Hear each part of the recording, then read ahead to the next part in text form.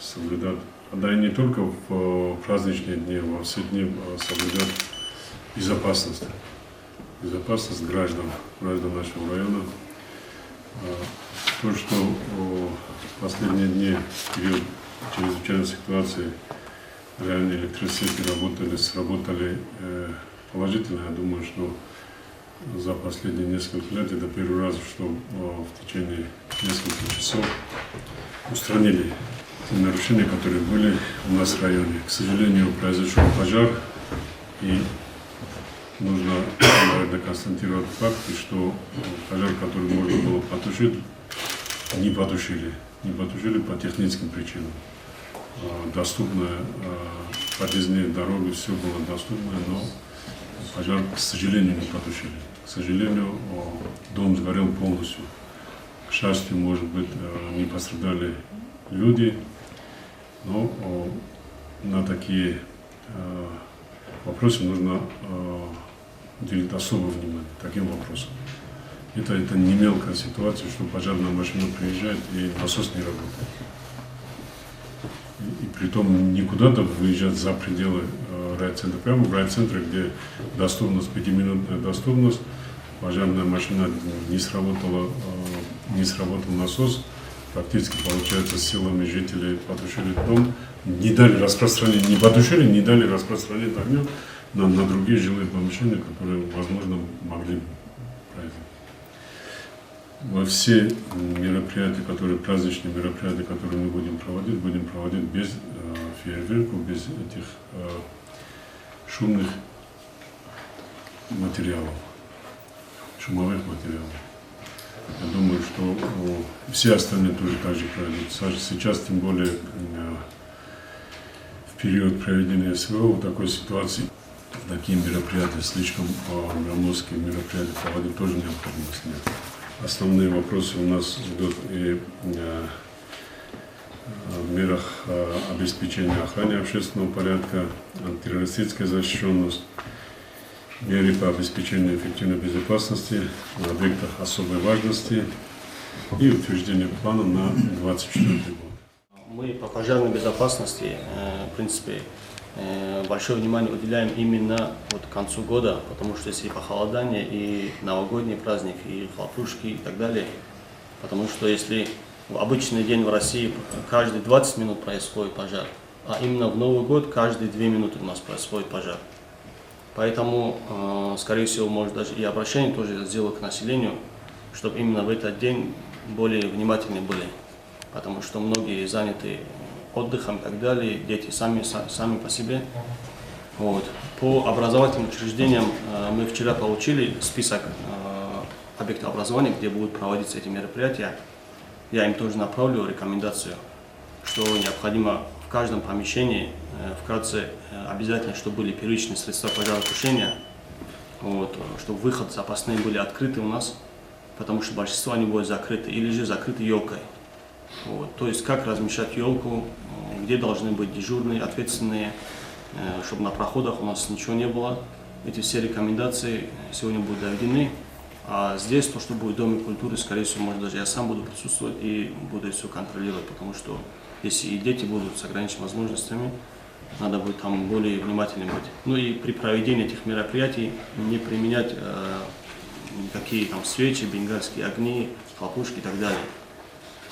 В принципе, вкратце все. А так, конечно, как мы совместно с сотрудниками РОВД, с администрацией проводим и дальше тоже будем проводить подворовые обходы и рекомендовать населению именно на что обращать внимание. 24-го было в Каспийске, по-моему, там 4 отравились от угарного газа из-за того, что газовая колонка, которая воду нагревает, не было вытяжки, не было дымохода у него. Поэтому у себя дома тоже обратите внимание. Мы всем советуем, сами у себя забываем посмотреть. Посмотрите, пройдитесь полностью от проводки, особенно там, где она не видна, также и по отоплению котельной и так далее. А лучше всего даже установить, наверное, в котельных бывают датчики, которые газоанализаторы. В случае утечки они перекрывают газ. совместно с газовой службой уточнить, где и как можно их взять и их установить, чтобы у нас не было случаев отравления угарным газом, ну и пожаров тоже. Касается, значит, вопросов медицинского обеспечения, мероприятий, которые, значит, у нас идут, которые в районе идут, но все у нас тоже есть, как говорится, приказ на эти все праздничные дни, определены ответственные лица, методика докладов и так далее, и проверки, значит, состояния жилых и нежилых помещений. Значит, и еще у нас из-за того, что более 10 дней, получается, мы не работаем практически полноценно, там 3 и 6 число у нас рабочие, эти дни больные там и так далее, которые возникают в этот период, появляются, значит, они тоже будут обслужены. Значит, с медикаментами тоже вопросов нету, значит, по другим видам обеспечения тоже вопросов у нас нет. Значит, то, что в районе планируется, если заблаговременно все это дело нам доведут, бригады скорой медицинской помощи на обеспечение этих мероприятий выделять мы можем, и свои тоже, значит, имеется всегда одна запасная бригада, которая, значит, может в любое время выходить и выполнять свои функции.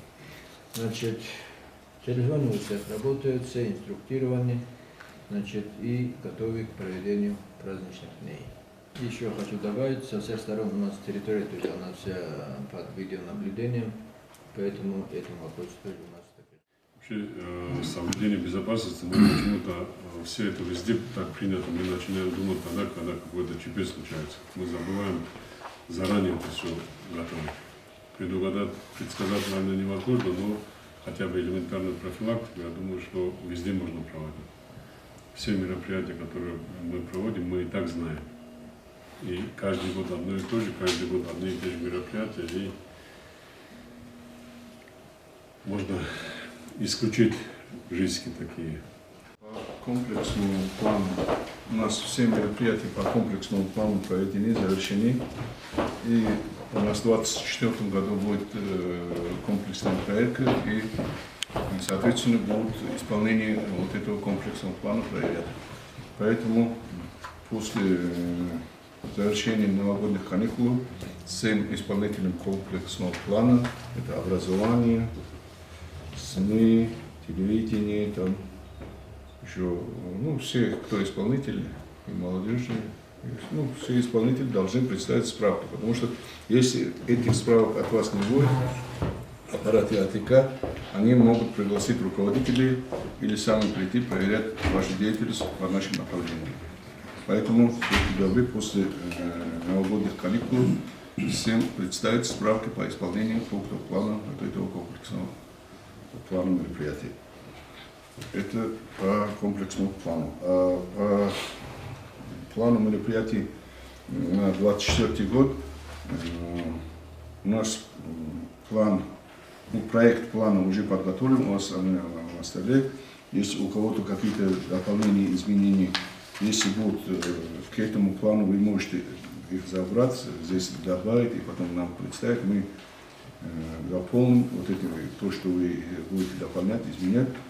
С удовольствием, никаких проблем нету. Но единственное, это не окончательный вариант плана антитеррористической комиссии МР Молдавского района на 24. Это будет окончательно после республиканского заседания АТК, когда будет, ну, это будет в конце января или в начале февраля. Тогда будет утвержден республиканский план. Мы какие-то корректировки, изменения проводим у себя в плане по их плану. Поэтому окончательный вариант будет где-то в начале февраля. Поэтому у нас мы сегодня рассматриваем только проект плана антитеррористической комиссии на 2024 год, только что мы будем проводить. Еще раз повторяю, основная задача наша безопасность людей. Это самое главное. Остальное все уже приложится. Остальные вопросы, которые мы можем решать, там где-то ярмарку сделать, где-то вечер провести, где-то кого-то поздравлять, это второй вопрос. Самая главная задача, чтобы люди были в безопасности. Поэтому нам нужно решать все вопросы, которые перед нами стоят.